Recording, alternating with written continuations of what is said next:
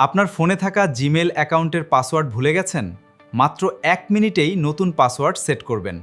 চলুন দেখে নেওয়া যাক। প্রথমে আপনার ফোনে থাকা জিমেইল অ্যাপসটিতে প্রবেশ করুন। উপরে ডান পাশে যে প্রোফাইল আইকনটি দেখতে পাচ্ছেন, এটাতে ক্লিক করুন। ম্যানেজ ইওর গুগল অ্যাকাউন্ট নামে একটি অপশন দেখতে পাচ্ছেন, এটাতে ক্লিক করুন। এখানে গুগল পাসওয়ার্ড নামে একটি অপশন আছে, এটাতে ক্লিক করুন। এটা দেওয়ার সময় আপনার ফিঙ্গারপ্রিন্ট প্রয়োজন হতে পারে, তো দিয়ে দিবেন। এখানে যে দুটি বক্স দেখতে পাচ্ছেন, প্রথমটিতে একটি নিউ পাসওয়ার্ড দিবেন, একেবারে নতুন।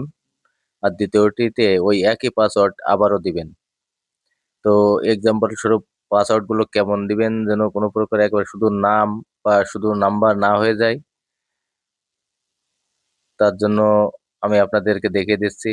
ঠিক এমন টাইপের যেন হয়। নাম্বারের সাথে কোনো প্রকার @ দিয়ে দিলেন বা হ্যাশ দিয়ে দিলেন, এরকম টাইপের যেন থাকে।